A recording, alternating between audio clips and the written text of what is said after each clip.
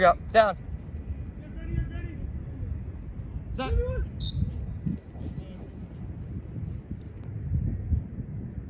Down. Set. There it is. All right, guys. Excited to welcome you back to another episode of HLX360.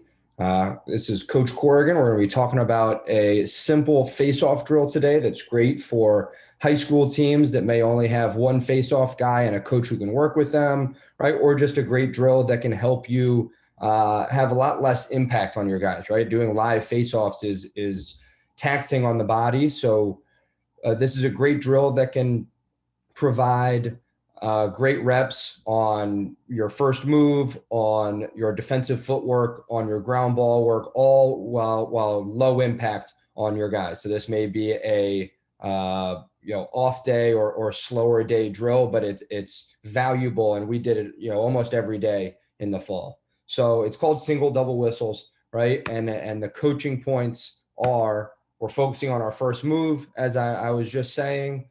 We're working on our athleticism to react to the whistle, right? We want to be able to clamp. We want to be able to rake. We want to be able to plunge and pull the ball out, or react if the ball goes somewhere else, if there's a second whistle. And again, I'll explain, how it works in a second. Our defensive footwork, right? If we pull the ball out and it doesn't go where we want to go, how are we reacting to what our opponent does? This is working on that. And our ground balls and escapes. Everything we do as a face-off unit, we finish with a ground ball. We explode through our escape and make sure that we're ready to move the ball to the next guy in a live game scenario.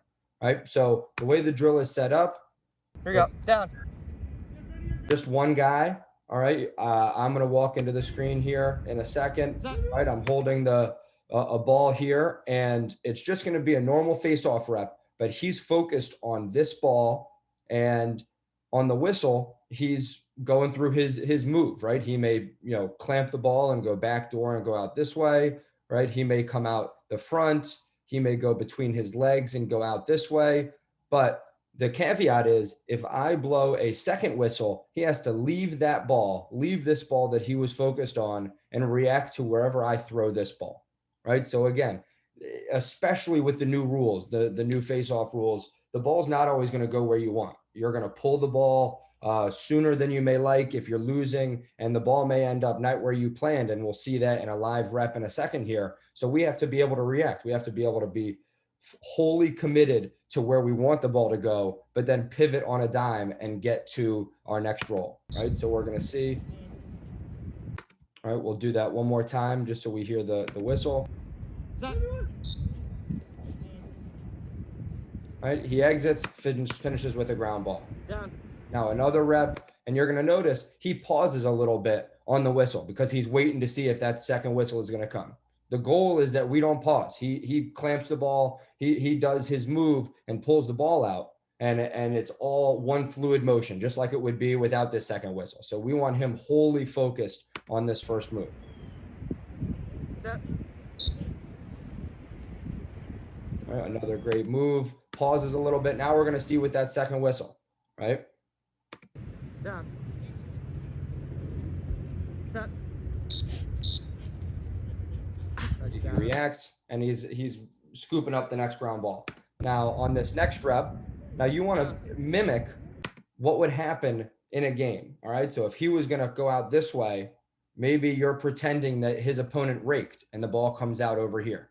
All right. Maybe you're pretending that your opponent won the clamp, a little cleaner, and he's pulling it between his legs, and he has to fight around this guy in front of him and scoop up this ground ball. Right? Maybe the guy got out the front and you throw the ball out that way. He has to be having his momentum coming forward and then pivoting and go and chasing a ball behind him. Right? All of these are options, and you want to keep mixing it up so that he has to be reactionary and stay athletic throughout this process. Right? Goes to his right, does a great job. Just a review again, single double whistles. We really want to focus. Our first focus is on our first move.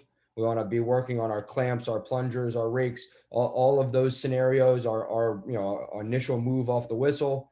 We're working on our athleticism, listening for that second whistle. If it doesn't come, we're athletic through our first move, exiting. our defensive footwork. We're making sure that we are focused on drop stepping if the ball is going in a direction that maybe our opponent won it cleanly or is not where we expected. We've got to stay, athletic.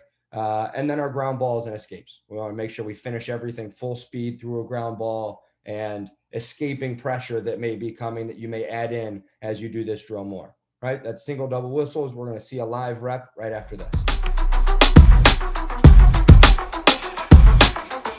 Watch Harvard's number 21 try to pull the ball forward, but stay athletic so that when the ball goes behind him, he's able to pivot and still scoop up the ground ball, leading to a win on the faceoff.